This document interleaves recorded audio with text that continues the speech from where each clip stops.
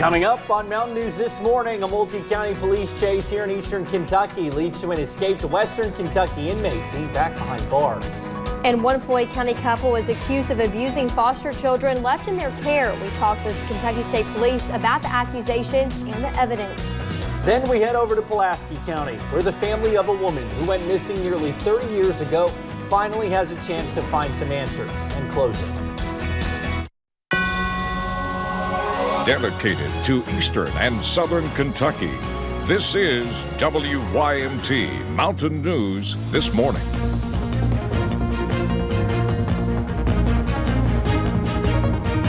Good morning. The time is 6:30 on February 26th. I'm Madison Program. And I'm Will Puckett. Thank you for tuning into Mountain News This Morning on this Wednesday, or Hump Day. And this week we had some rain, then some sun. We might get some snow. So it's a mixed bag of everything. I know. All we need is a little wind, and we've found the whole gamut. Let's go to Brandon Robinson. Brandon, it is expected to get colder, correct? Correct. We'll be getting colder later today as we see temperatures drop with a cold front. We're basically where we're going to be for our high temperature right now. That will stick around for a little while this morning. But as we take a look at the satellite and radar, local view not showing a whole lot. But as we zoom out to the state level, there's the moisture back out toward, well, I'm not sure why it's not showing up here, but there's some moisture back out towards St. Louis, and you see a little bit of rain there across parts of the area as well. You're taking a look at temperatures, and they're pretty mild this morning. 40s across most of the area, close to 50 in some spots. A little cooler down toward Jacksboro. We will continue to see that there as we head into the morning hours. 47 today as rain starts later this morning and transitions over to snow by tonight, and we could see some minor accumulations. We'll talk about all that in the extended forecast coming up here in just a little bit. Madison. Thank you, Brandon. Well, a police chase in Letcher County reached speeds of 70 miles per hour on Monday. This is Mark Bentley, and police say they saw him pull into the Isom double quick with no seatbelt on and checked his registration, which they learned had expired. When they tried to pull him over on Highway 15, police say Bentley took off down Highway 7. He passed several other cars in a double yellow line zone. Bentley eventually lost control and slid into a ditch. Police say he ran away from the scene, but he was quickly arrested. He was taken to the Letcher County Detention Center. Yesterday afternoon, a multi-county police chase ended with the capture of an escaped inmate from western Kentucky.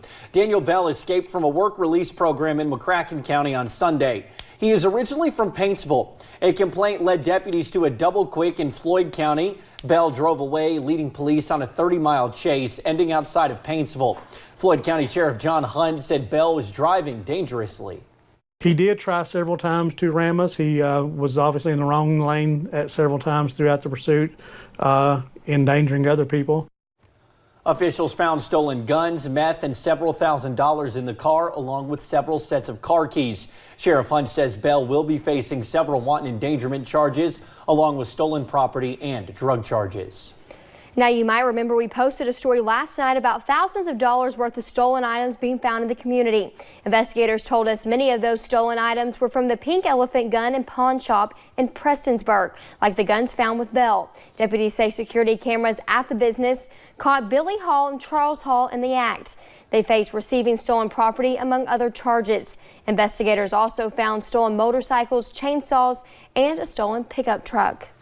Also in Floyd County, another delay in the trial of two men charged in a murder case. In 2014, police say Floyd Jr. Sexton and John Tate Maggard worked together to kill Bill Russell. Sexton faces a murder charge. Police believe he was the gunman. Maggard faces complicity charges. Police also charged Jennifer Jernigan in the case. A new trial date is not set.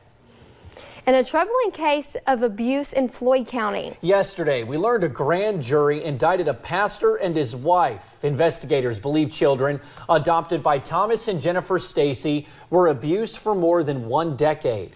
The indictment outlines not just physical abuse, but 4 counts of sexual abuse and 1 count of sodomy against Pastor Stacy. Now, I talked with community members who are shocked when they found out about the couple. Word is spreading quickly across social media of the charges the Stacys face. I think they should put them in jail, lock them up, and throw away the key. This community member, who did not want to be identified, lives just around the block from the church where Thomas Stacy is said to pastor. She cannot believe the indictment against the husband and wife. I'm At the age where I can't have kids now, I've always wanted kids, and I see people mistreating their kids, that just burns me up. Can't stand it.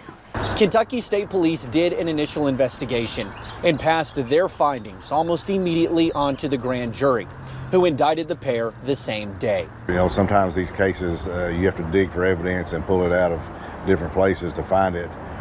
In this case, we were lucky, and the information was gave to us at an early stage after the complaint was made. Detectives are now sorting through a number of items, including a videotape of one of the alleged acts. I'm not sure where the video was come, but we did obtain it.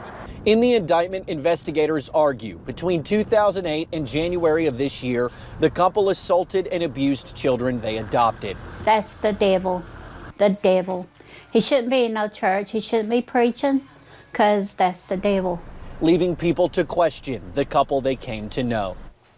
Now, police say at least 2 children are involved. We have also learned the couple worked for Mountain Comprehensive Care Center. Officials say both were terminated immediately after the indictment came down last week. They say the children in their care were not adopted or fostered through MCCC. In Greenup County, a man is facing several rape charges. State police began investigating Mark Miller in December. They say a 16-year-old was forced into a relationship at the age of 11. A grand jury indicted him last week. Police arrested him after a standoff, and he's charged with rape and sexual abuse. One Tennessee man is behind bars after police say he shot into a home in Knox County. Investigators tell us Justin Marlowe shot inside a home on Dixon Drive with 6 people inside, 3 of which were kids. After that, police say after shooting a tire of a car in the driveway of that home, he left. They say Marlowe then wrecked a truck outside a home on Foxwood Drive that was stolen from Tennessee. Obviously, with that many people in the residence, it's very dangerous that someone could have got hit, with gunfire. Marlowe is charged with 6 counts of wanton endangerment among several other charges. And a 25-year-old cold case finally has a break. Kristie Witcher went missing in Nancy, Kentucky during the summer of 1993. 25 years later, her remains have finally been identified, bringing her family closer to answers. Grace Finnerman talked with investigators about the new developments. In 1995, 2 hunters were walking in the wooded area you're seeing right now when they came across something they never would have expected: the remains of a dead body. The perpetrator probably went up the road, turned around up there, and then disposed of the body. Now, 25 years later, police have identified the remains as Kristie Witcher. She went missing in July 1993. No one's heard from her since. It's been a long time since this case has been going on, and up until just this past Friday when we were notified, we didn't even have a name to associate with it, so we had no idea where to go. But why are they finding this out now? DNA's come a long way. Detective Kundriff says there is new technology to help break down and extract the DNA. And Witcher's family pushed for authorities to continue their search. Her family's DNA was compared to the remains that we have, and it came up as a positive match. Kundriff says that the match is a pretty close one, 1 in 10 million. Now, Kundriff hopes to finally bring closure to Witcher's family. Everything before this has been to try to get her identified, and now that we know that, now we can start working on, how she got here and what happened to her. In Somerset, Grace Finerman, WYMT Mountain News. While the investigation is still ongoing, Detective Sergeant Cundiff said Witcher was most likely the victim of a homicide. The investigation into a missing Scott County mother saw some big developments yesterday. Georgetown police say a body found in a storage facility in Richmond is believed to be Sheena Baxter. She's been missing since Valentine's Day. Yesterday, Baxter's ex-boyfriend was charged with her murder before she was ever found. Officers say they had overwhelming evidence that a homicide had occurred. I don't feel at all that we need a body other than obviously for the family, but for the case, that's not a concern for us. A few hours after giving that interview, a body was found wrapped in plastic at a storage facility just down the road from where Hicks lives. The Madison County coroner says the body is being taken to the state medical examiner's office in Frankfort for an autopsy that is scheduled for today.